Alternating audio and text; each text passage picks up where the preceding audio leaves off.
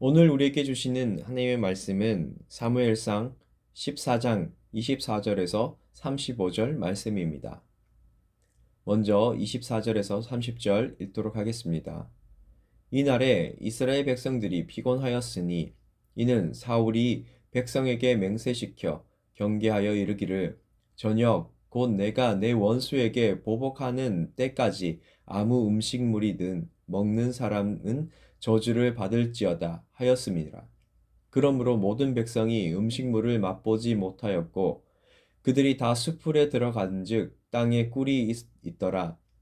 백성이 숲으로 들어갈 때에 꿀이 흐르는 것을 보고도 그들이 맹세를 두려워하여 손을 그 입에 대는 자가 없었으나 요나단은 그의 아버지가 백성에게 맹세하여 명령할 때에 듣지 못하였으므로 손에 가진 지팡이 끝을 내밀어 벌집에 꿀을 찍고 그의 손을 돌려 입에 대매 눈이 밝아졌더라.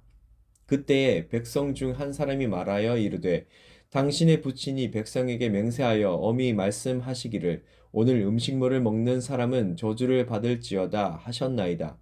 그러므로 백성이 피곤하였나이다 하니 요나단이 이르되 내 아버지께서 이 땅을 곤란하게 하셨도다.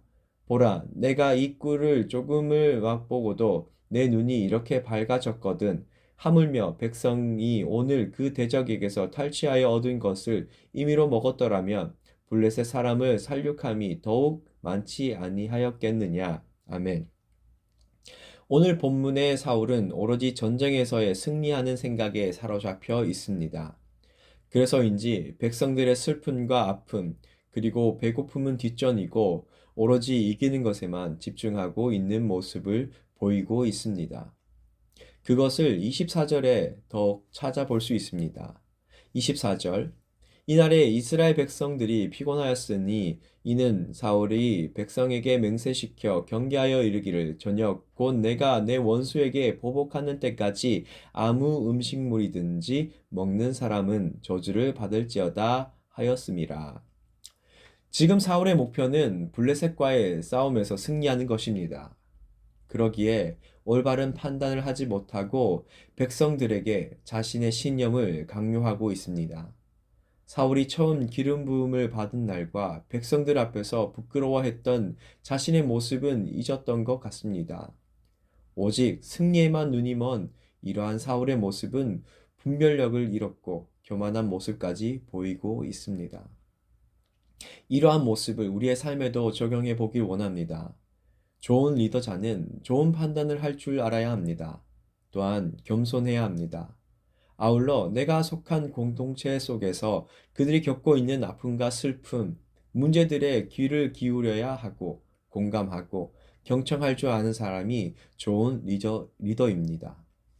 사울은 백성의 입장을 조금 더 고려하지 않는 부당하고 고압적인 명령으로 공동체를 어려움에 빠뜨리고 있습니다. 업적을 세우려고 하거나 나의 이익을 채우려고 사람을 이용해서는 안 됩니다. 지금 교회에서 속해 있는 목장 속에서 과연 나는 어떠한 역할을 하고 있는지, 나의 행동 속에서 남을 고려하지 않고 부당하게 하거나 고압적인 말로 내가 속해 있는 목장에 어려움을 주고 있지 않은지 생각해 보길 원합니다. 좋은 리더는 공동체 속에서 사랑으로 섬기고 겸손을 베풀고 하나님의 인격을 담고 성품을 닮아가는 것입니다. 이것이 하나님이 원하시는 교회 안의 삶이고 또한 우리가 가져야 할 삶의 자세입니다. 오늘 이 시간 이러한 모습을 가지고 살아가시는 저와 성도님이 되길 원합니다. 다시 본문으로 돌아와서 사울은 백성들에게 금식을 강요하고 있습니다. 사울은 자신이 원수에게 보복하는 때까지 아무 음식물이든 먹는 사람은 저주를 받는다고까지 말하고 있습니다. 그래서 백성들은 두려워하여서 음식물을 맛보지 못하였습니다. 26절 백성이 숲으로 들어갈 때에 꿀이 흐르는 것을 보고도 그들이 맹세를 두려워하여 손을 그 입에 대는 자가 없었으나 라고 이야기하고 있습니다. 사울의 강압적이고 저주의 말로 인해 꿀이 흐르는 것을 보고도 아무도 그것을 먹지 않았습니다. 왜 사울은 백성들에게 이러한 금식을 강요하였을까요? 사울의 잘못된 믿음에서 나온 문제라고 생각합니다. 전쟁은 오로지 하나님께 속해 있습니다. 그러나 사울은 금식하면 하나님께서 더 잘 들어주시겠지라는 어리석은 믿음을 품었습니다. 금식을 한다고 해서 전쟁에서 이기고 금식하지 않는다고 해서 전쟁에서 지는 것이 아니라 모든 전쟁은 하나님께 속한 것이기에 오히려 하나님께 기도하고 하나님을 의지하며 나가는 것이 올바른 믿음입니다. 우리도 이러한 어리석은 믿음을 가지고 신앙생활을 할 때가 많습니다. 내가 더 많이 봉사하면 하나님이 나에게 복을 주시겠지. 나의 사업이 성공할 수 있겠지. 나의 자녀가 좋은 대학에 갈 수 있겠지. 나의 자녀가 좋은 회사에 취직할 수 있겠지. 라는 어리석은 믿음을 가지고 신앙생활을 하게 됩니다. 이것은 정말 잘못된 모습입니다. 하나님은 우리가 봉사를 많이 해서 좋은 것을 주시고 교회에 많은 일을 헌신한다고 해서 성공을 하고 좋은 대학에 보내주고 좋은 회사에 취업시켜 주신 것이 아닙니다. 이러한 어리석은 믿음은 나에게 목적을 두고 하나님을 이용하는 것일 뿐입니다. 하지만 요나단은 아버지인 사울과 반대의 행보를 보입니다. 29절 말씀에 요나단이 이르되 내 아버지께서 이 땅을 곤란하게 하셨도다. 보라, 내가 이 꿀을 조금은 맛보고도 내 눈이 이렇게 밝아졌거든. 요나단은 27절에 숯불에서 흐르던 꿀을 찍어서 먹고는 눈이 밝아졌다고 합니다. 이 말을 들은 백성들이 두려워하여 사울이 한 저주를 이야기했지만 요나단은 오히려 아랑곳하지 않고 내 아버지께서 이 땅을 곤란하게 했다라고 이야기하고 있습니다. 위에 대조되는 사울과 요나단의 모습을 볼 때 우리들이 어떻게 하나님께 나아가야 할지를 보여줍니다. 우리는 종교적으로 하나님께 접근하지 말아야 합니다. 오직 신앙적으로 하나님께 접근해야 합니다. 하나님이 원하시는 것이 무엇인지 먼저 물어봐야 합니다. 하나님의 뜻이 어디 있는지 기도해야 합니다. 금식이나 우리의 봉사, 헌신이 수단이 되지 않고 하나님의 뜻이 어디 있는지 하나님이 원하시는 것이 무엇인지 살피는 저와 모든 성도님들이 되길 원합니다. 계속해서 31절, 35절 읽도록 하겠습니다. 그날에 백성이 믹마스에서부터 아얄론에 이르기까지 블레셋 사람들을 쳤으므로 그들이 심히 피곤한지라. 백성이 이에 탈취한 물건에 달려가서 양과 소와 송아지를 끌어다가 그것을 땅에서 잡아 핏째 먹었더니 무리가 사울에게 전하여 이르되 보소서 백성이 고기를 핏째 먹어 여호와께 범죄하였나이다. 사울이 이르되 너희가 믿음 없이 행하였도다.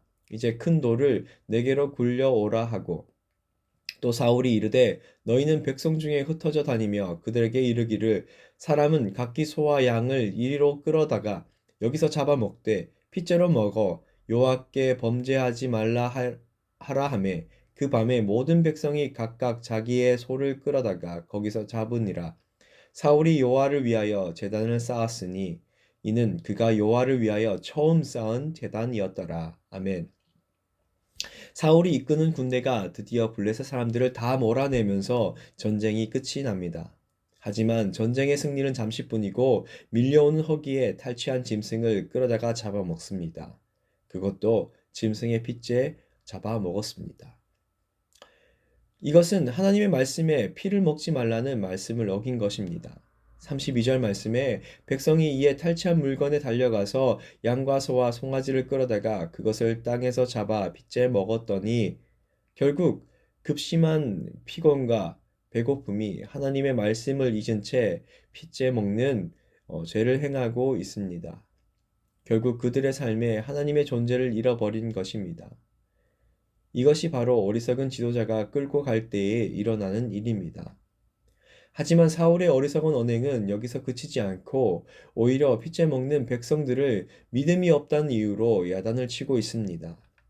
33절 말씀에 무리가 사울에게 전하여 이르되 보소서 백성이 고기를 핏째 먹어 여호와께 범죄하였나이다. 사울이 이르되 너희가 믿음이 없이 행하였도다. 이제 큰 돌을 내게로 굴려 오라 하고 그리고 사울은 돌을 가지고 하나님께 제단을 쌓아 제사를 드립니다. 35절 말씀에 여호와를 위하여 제단을 쌓았다. 이는 그가 여호와를 위하여 처음 쌓은 제단이었더라 라고 말하고 있습니다. 여기서 놀라운 사실은 사울은 하나님을 위해 처음 쌓은 제단이라는 것입니다. 사울이 왕이 되고 수년이 지나는 동안 하나님께 제사를 지내지 않았습니다. 그런데 지금 처음 드리는 것이 바로 백성들이 하나님께 죄를 범한 것 때문에 자신에게 혹시 화가 미치지 않을까 하는 마음에서 하나님께 제사를 지낸 겁니다. 우리도 이러한 목적을 잃은 예배를 드리고 있지 않은지 생각해 보았으면 좋겠습니다. 예배 혹은 기도마저도 나의 입맛에 맞춰서 드리는 우리들의 모습을 발견하게 됩니다. 이것은 참된 예배가 아닙니다. 설교 때 목사님께서 전도하라는 말씀이나 헌금을 하라는 설교나 또 회개하라는 설교가 나오면 싫어하고 듣기 거북하다고 이야기를 합니다. 하지만 성공에 대한 메시지나 복에 관련된 말씀, 물질에 관련된 말씀이면 귀를 쫑긋하고 설교를 듣습니다. 교회 안에서 봉사도 마찬가지입니다. 눈에 보이는 곳, 사람이 인정이 따르는 곳, 그곳에서는 봉사자가 차고 넘칩니다. 하지만 아무도 알아주지 않는 곳, 보이지 않는 곳은 봉사자가 없습니다. 이것은 우리들의 입맛대로, 우리들의 목적대로 드리는 예배와 헌신입니다.